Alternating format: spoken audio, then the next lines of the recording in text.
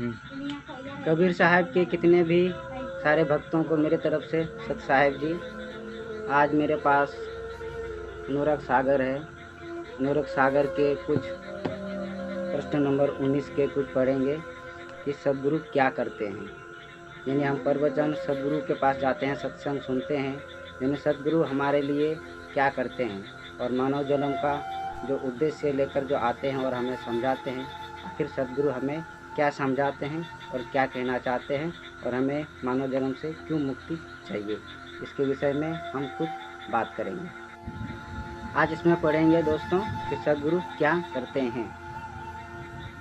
कल ही जीत हंस ले जाही, अविचल देश पुरुष जहाँ आही, जहाँ जाए सुख होय अपारा बहुरी ना आवे, यही संसारा। ये कबीर साहब जी का वाणी था, आप सुनते हिंदी में। सत्य ज्ञान बल से सदगुरु काल पर विजय प्राप्त कर अपने शरण में आए हुए जीव रूपी हंस सदगुरु के प्रति पूर्णतया समर्पित होकर विधि पूर्वक दीक्षा ग्रहण करने वाला जीव हंस वृत्ति को प्राप्त होता है, को सतलोक अवगमन के चक्कर से मुक्त व स्थान जो सदा परम सत्य शांति और आनंद से पूर्ण है ले जाते हैं, जहाँ पर परमपिता परमात्मा उपस्थित है, जहाँ पर आकर जीव को अवर्णनीय सुख की प्राप्ति होती है। वह वहाँ से लौटकर उस संसार में कभी वापिस नहीं आता है, यानी उसकी मुक्ति हो जाती है।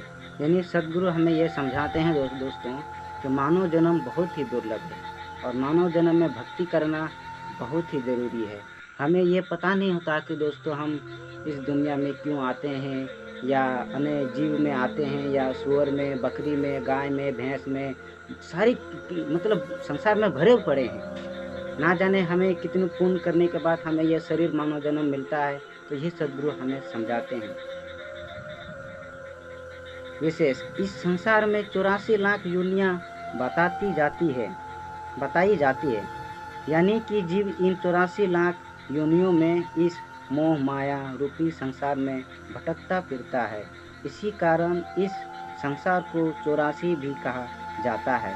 सदगुरु कबीर साहब कहते हैं कि अपने शरण में आए हुए जीव को सदगुरु सत्य ज्ञान दीक्षा को लेकर इन 84 लाख योनियों के बंधन से सदा सदा के लिए मुक्त कर देते हैं। ये समझा रहे थे हमारे सदगुरु साहब, समझाते हैं। इसीलिए हमें बहुत ज़रूरी है भक्ति करना दोस्तों।